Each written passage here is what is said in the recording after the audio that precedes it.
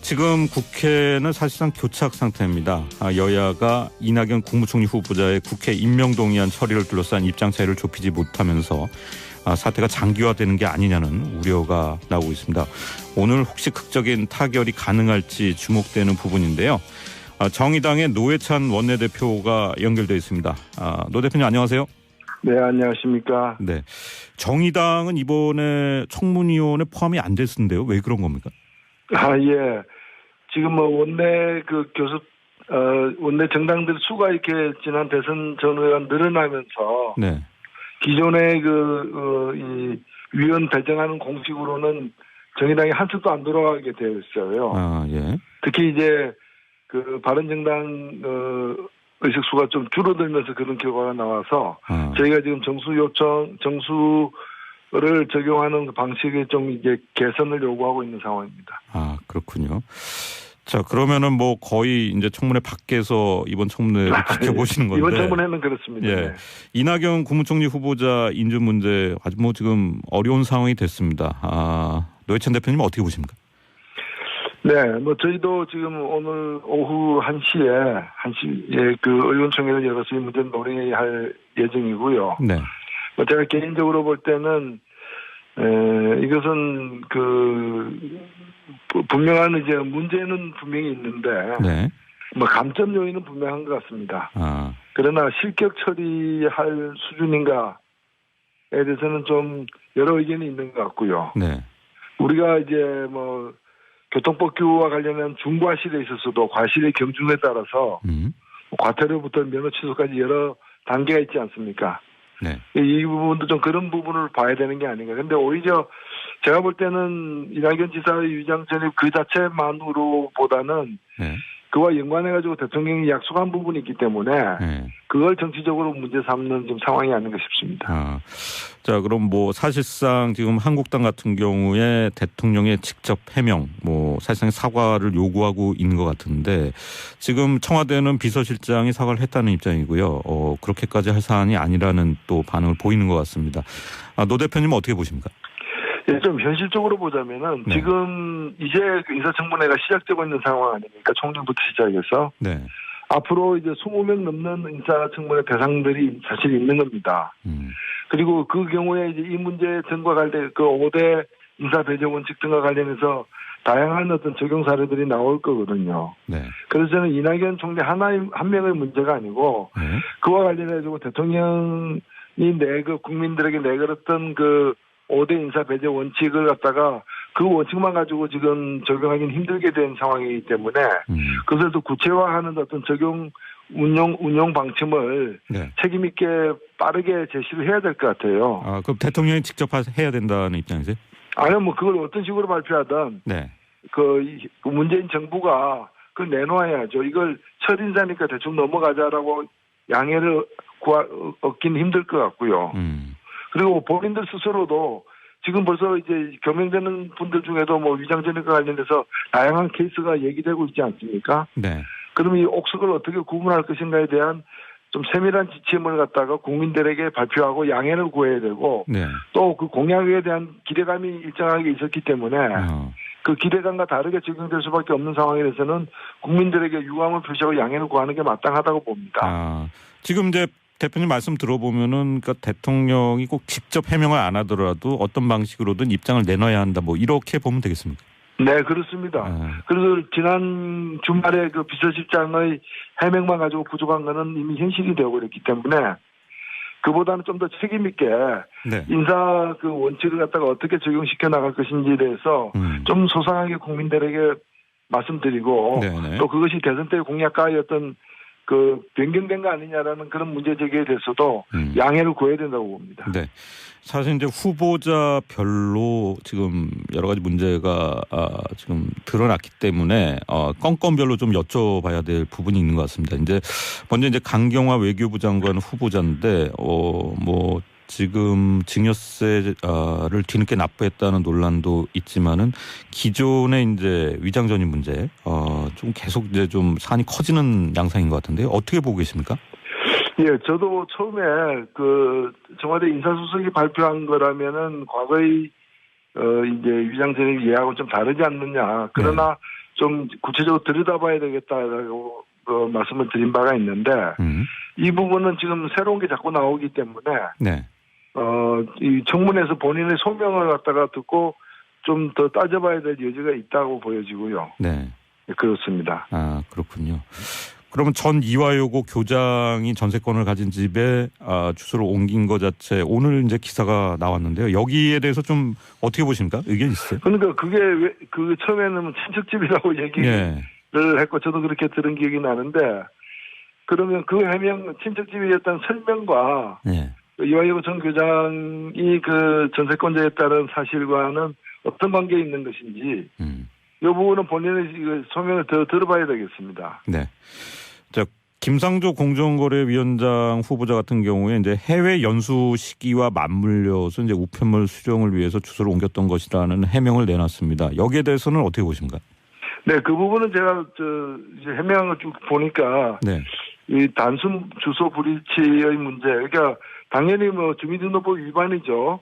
살지 않는 곳에 주소를 갖다가 며칠 동안이라도 옮겨놨으니까요. 그러나 그것이 어떤 불순한 어떤 그 의도나 부당한 이익을 추구하기 위해서 그렇게 옮겼다고 뭐 특히 학교 배정을 잘 받기 위해서 정해서 이익을 얻기 위해서 한 행위로 보이지는 않거든요. 실제로 뭐 한 17일간 경기도 구리시인가요? 뭐 거기서 이렇게 주소를 옮겼다가 결국에는 17일 만에 다시 뭐 서울로 집이 다 이사간 점이라거나 또는 고등학교 입학하고 시기하고 맞물렸다고는 하나 대치동에서 뭐 목동으로 가는 부분이라거나 하는 것들은 전후 사정을 볼 때 특별하게 하자가 있어 보이지는 않습니다. 그 사안에 대해서는 큰 하자가 없는 것 같다. 이 입장을 보시는 거고요. 지금 보면은 종합적으로 보면 이제 위장 전입이 계속 문제가 되고 있습니다. 근데 위장 전입이 뭐 대표님도 아시겠지만은 어쩔 수 없는 위장 전입 또 개인의 뭐 이익, 특히 자녀 진학이나 부동산 투기를 위해서 한 위장 전입하고 좀 구분해야 한다 이런 여론도 좀 형성이 되고 있는 것 같은데 노회찬 대표께서는 어떻게 보세요? 그렇습니다. 뭐 지금 주민등록부에서 아주 엄격하게 14일 이내에 거주지를 이전할 경우에 이제 신고를 하게 돼 있고 또 그게 사실과 다를 때는 처벌받게 돼 있는 이거 주민등록법이 지금 있는 거죠. 그래서 어떤 사유라도 하여튼 이 부분에 이제 저촉이 되면은 처벌을 받게 돼 있는데 그 처벌도 보면은 과태료부터 시작해서 그 또 엄한 처벌 벌금까지 이렇게 다 나와 있거든요. 뭐 심지어는 뭐 그 다른 그 더 높은 형사처벌까지도 있는데 그래서 이 부분은 정말 살지 않는 곳에서 예를 들면 뭐 농지 매입을 위해 가지고 뭐 거주하고 있는 것으로 위장하는 위장전입도 있을 수 있고 또 학군 배치 뭐 많은 경우에 이제 학군 배정을 갖다가 유리하게 받기 위해서 그럴 경우에는 사실 유리하게 받기 위해서 위장전입한 것이 단순하다고 볼 수만은 없는 것이 그로 인해서 손해 보는 사람도 있을 거 아닙니까? 그렇기 때문에 경중을 갖다가 분명히 좀 따져야 된다고 보고요. 일괄적으로 얘기할 부분은 아니다고 보고 그래서 사안마다 좀 이렇게 구체적으로 들여다볼 필요가 있다고 생각합니다. 그러니까 위장 전입을 했다고 해서 꼭 문제라기보다는 이제 어떤 성격의 위장 전입인가를 역시 봐야 한다 이런 입장이시죠? 네, 그렇습니다. 예, 알겠습니다. 오늘 사실 이제 서훈 국정원장 후보자 청문회가 또 이 와중에 예정이 돼 있는데 오늘 뭐 그 조간 보도를 보셨겠지만은 이제 고액 자문료 논란이 또 불거졌습니다. 그래서 사실 이제 고위공직자들이 퇴임한 후에 뭐 기업에서 이제 고액 자문료를 받으면서 이제 일하시는 경우가 꽤 있긴 한데 이번 건은 어떻게 봐야 될까요? 예, 저도 뭐 상세한 내용을 좀 모르기 때문에 보도된 것만 보자면은 이것이 정당한 어떤 그 자문 행위에 대한 어떤 대가인지 아니면 이제 뭐 정관예우로 이렇게 준 것인지 이는 좀 소명이 더 필요하다고 봅니다. 그래서 그것이 이제 그런 그 당의 기업들에서 유사한 전례가 있는 것인지 액수는 적정했는지 실제로 또 그 자문의 어떤 내역이 어떠한 것인지에 대해서는 국민들에게 좀 소상하게 알릴 필요가 있다고 봅니다. 네, 알겠습니다. 자, 전반적으로 문재인 정부가 지금까지 좀 일종의 허니문 기간이었는데 이번 내각 인선 과정을 계기로 상당히 좀 어려움을 겪게 된 것 같습니다. 이번에 이 내각 인선 자체는 뭐 처음에 면면이 발표될 때는 저 참신하다는 얘기도 많이 나왔는데 결과적으로는 굉장히 좀 혼란하게 됐는데요. 지금 국회는 어떻게 끌어가야 된다고 보십니까? 예, 현 정부에서 예외일 수는 없는 것이고요. 과거의 정부들도 네. 인사청문 과정에서 혹독한 신고식을 치른 건 사실이죠. 예. 다만 이제 현 정부 같은 경우에는 이 인수위 기간이 없이 바로 이렇게 국무총리 내정자 등을 임명하면서 예. 예를 들면 이런 걸 갖다가 이제 조사할 수 있는 어떤 부서 같은 게 마련되지 않은 속에서 나름대로 조사는 했겠지만 그런 이러저러한 허점들이 드러나는 거는 좀 불가피한 지점도 있는 것 같습니다. 그래서 국회에서는 이 인사청문회가 정권이 바뀔 때마다 이렇게 내로불람식으로 이렇게 고무줄 잣대를 쓸 수도 없는 것이고 하기 때문에 네. 오히려 이걸 계기로 해서 여야가 누구에게도 공이 같이 적용될 수 있는 그런 이제 인사와 관련된 이제 검열 기준을 갖다가 네. 사회적으로 정치적으로 합의하고 사회적으로 국민적으로 좀 합의하는 좀 그런 계기가 된다면은 오히려 우리는 이 과정에서 뭔가를 한 단계 또 진전을 위한 또 성과를 얻는 게 되지 않을까 그런 기대도 갖고 네. 있습니다. 구체적으로 이제 가장 지금 중요한 부분이 총리 후보자인데 이낙연 총리 후보자 인준 어떻게 될 걸로 예상하십니까? 제가 이번 정부가 그냥 출범한 정부가 아니라 이제 현임직 대통령이 이제 탄핵되는 그런 속에서 출범한 정부이기 때문에 네. 이제 새로운 정치를 바라는 국민들이 많기 때문에 따질 건 엄격하게 따져야 되겠지만은 여야가 그냥 이제 정치적인 어떤 공격을 위한 공격을 하는 일들도 좀 한편으로 지양되는 그런 새 정치가 보여줘야 되지 않겠는가. 네. 저는 이 낙마해야 될 어떤 분명한 사유가 있지 않는다면은.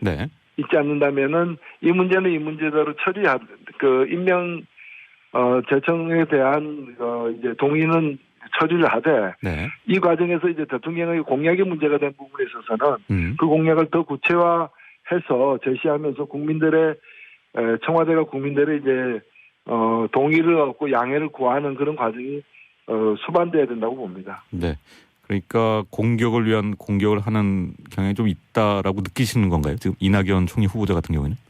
아니 이거는 그 과거에도 그렇고 지금도 그렇고 네. 어떤 건수가 생기면은 경중에 관계없이 이제 공격을 하는 관행이 있어왔고 지금도 그런 측면도 있다고 봅니다.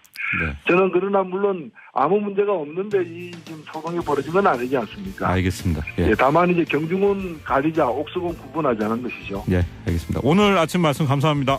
네, 감사합니다. 네, 지금까지 정의당 노회찬 원내대표와 얘기 나눠봤습니다. 그래서 그런 결과가 나와서 저희가 지금 정수를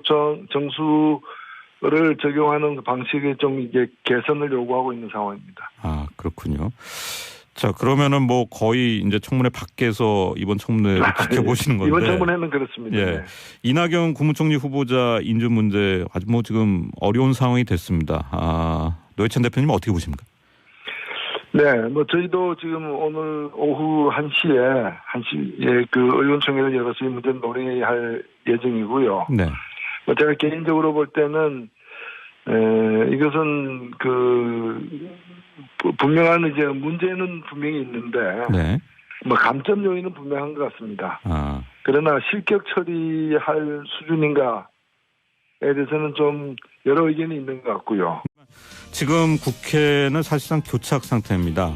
여야가 이낙연 국무총리 후보자의 국회 임명 동의안 처리를 둘러싼 입장 차이를 좁히지 못하면서 사태가 장기화되는 게 아니냐는 우려가 나오고 있습니다. 오늘 혹시 극적인 타결이 가능할지 주목되는 부분인데요. 정의당의 노회찬 원내대표가 연결되어 있습니다. 노 대표님 안녕하세요. 네, 안녕하십니까. 네, 정의당은 이번에 청문위원회 포함이 안 됐는데요. 왜 그런 겁니까? 예. 지금 원내 원내 정당들 수가 이렇게 지난 대선 전후에 늘어나면서 네. 기존의 이 위원 배정하는 공식으로는 정의당이 한층도 안 돌아가게 되어 있어요. 예. 특히 이제 바른정당 의식수가 좀 줄어들면 네. 우리가 이제 뭐 교통법규와 관련한 중과실에 있어서도 과실의 경중에 따라서 과태료부터 면허 취소까지 여러 단계가 있지 않습니까? 네. 이 부분도 좀 그런 부분을 봐야 되는 게 아닌가. 근데 오히려 제가 볼 때는 이낙연 지사의 위장 전입 그 자체만으로보다는 네. 그와 연관해가지고 대통령이 약속한 부분이 있기 때문에 네. 그걸 정치적으로 문제 삼는 좀 상황이 아닌가 싶습니다. 자, 그럼 뭐 사실상 지금 한국당 같은 경우에 대통령의 직접 해명, 뭐 사실상 사과를 요구하고 있는 것 같은데 지금 청와대는 비서실장이 사과를 했다는 입장이고요. 그렇게까지 할 사안이 아니라는 또 반응을 보이는 것 같습니다. 노 대표님은 어떻게 보십니까? 예, 좀 현실적으로 보자면은 네. 지금 이제 그 인사청문회가 시작되고 있는 상황 아닙니까? 총리부터 시작해서. 네. 앞으로 이제 20명 넘는 인사청문회 대상들이 사실 있는 겁니다. 그리고 그 경우에 이제 이 문제 등과 관련 그 5대 인사 배제 원칙 등과 관련해서 다양한 어떤 적용 사례들이 나올 거거든요. 네. 그래서 저는 이낙연 총리 한 명의 문제가 아니고 네. 그와 관련해서 대통령이 국민들에게 내걸었던 그 5대 인사 배제 원칙을 갖다가 그 원칙만 가지고 지금 적용하기는 힘들게 된 상황이기 때문에 그것을 또 구체화하는 어떤 적용 운용 방침을 네. 책임 있게 빠르게 제시를 해야 될 것 같아요. 그럼 대통령이 직접 해야 된다는 입장이세요? 아니면 뭐 그걸 어떤 식으로 발표하든 네. 그 문재인 정부가 그걸 내놓아야죠. 이걸 첫 인사니까 대충 넘어가자라고 양해를 얻기는 힘들 것 같고요. 그리고 본인들 스스로도 지금 벌써 이제 겸용되는 분들 중에도 뭐 위장전입과 관련해서 다양한 케이스가 얘기되고 있지 않습니까? 네. 그럼 이 옥석을 어떻게 구분할 것인가에 대한 좀 세밀한 지침을 갖다가 국민들에게 발표하고 양해를 구해야 되고 네. 또 그 공약에 대한 기대감이 일정하게 있었기 때문에 그 기대감과 다르게 적용될 수밖에 없는 상황에서는 국민들에게 유감을 표시하고 양해를 구하는 게 마땅하다고 봅니다. 지금 이제 대표님 말씀 들어보면은 그러니까 대통령이 꼭 직접 해명을 안 하더라도 어떤 방식으로든 입장을 내놔야 한다. 뭐 이렇게 보면 되겠습니까? 네, 그렇습니다. 그래서 지난 주말에 그 비서실장의 해명만 가지고 부족한 거는 이미 현실이 되어버렸기 때문에 그보다는 좀 더 책임 있게 네. 인사 그 원칙을 갖다가 어떻게 적용시켜 나갈 것인지에 대해서 좀 소상하게 국민들에게